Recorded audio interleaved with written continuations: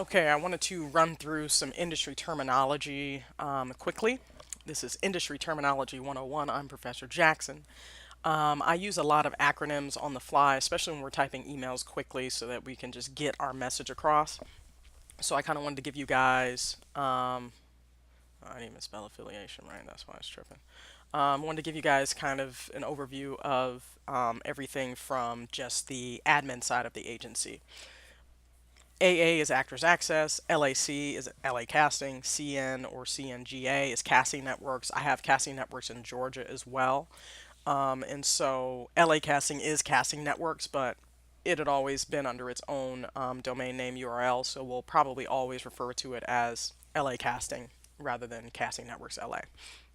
Casting Frontier is CF, but then I also have Casting Frontier for Georgia, so I'll most likely refer to that as CFGA. BE is for Breakdown Express. That is on the agent side. For you, that is Actors Access. Breakdown Services breaks out a lot of their sites into separate things. So, like Sides Express is ours, and Showfax is yours. BO stands for Book Out. A book out is vacation or you're not available to go out. Okay, unavailable. Skybolt is the software that we're using for talent management. Avail. Avail is are you available to book or audition? So, for instance, you could be placed on Avail on a commercial, on a TV show, print campaign, doesn't matter. Basically, someone has inquired to see whether or not you could even book their show. When we say confirmed, it means yes, we told them what they needed to know, or yes, you are booked. Okay, it has a couple of different meanings. SAG. SAG is short for SAG-AFTRA. If you're unaware, the unions merged into one union probably at this point about 10 years ago. I'm not really sure.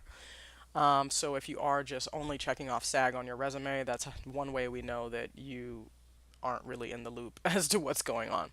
NU stands for non-union, and SAG-E stands for SAG-AFTRA eligible. We still just call it SAG-E. But it also, you are still non-union. So basically what it means is if you want to join SAG, you can once you're SAG eligible. FI Core stands for Financial Core, which means you are SAG and non-union. SAG classifies you as a fee-paying non-member, and there's certain rights that you give up. But by law, you are allowed to choose that designation if you so desire. No union affiliation. Typically, this is for print.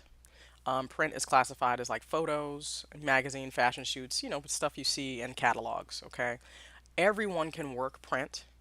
Industry standard for a percentage is 20% for print. The reason why print has no union affiliation is because there is no union that governs it. So, what we have seen though is that some print projects are shooting video during your shoot, so then that print campaign is being turned into non-union because basically once you start rolling camera, then you're under SAG-AFTRA's jurisdiction. Okay, industry standards. So I want to talk quickly about these commission percentages because people um, really don't understand it from a business side. So I'll try to explain it briefly and refrain from interjecting. But I will say this, agencies are allowed to set their own commission rate. Okay, in the state of California, we are capped at 20%. I believe it used to be 25. And so we're capped at 20%. When you're dealing with when someone might say industry standard is 10% SAG, 20% non-union, what we're saying is that yeah, for the most part everybody does that. That doesn't mean that you have to. It just means that's kind of what everybody does. But you also have to understand that the 10% for SAG is only capped by SAG-AFTRA for franchises. So the ATA can do their own thing. And so a prime example of the ATA doing their own thing is what's going on with the Writers Guild with the packaging. Okay, SAG for franchises says that you can't be a producer. You can only just be an agent. That's it. Okay, and so you have management companies like Management 360, Anonymous Content that are, managing their clients and creating content and production for them.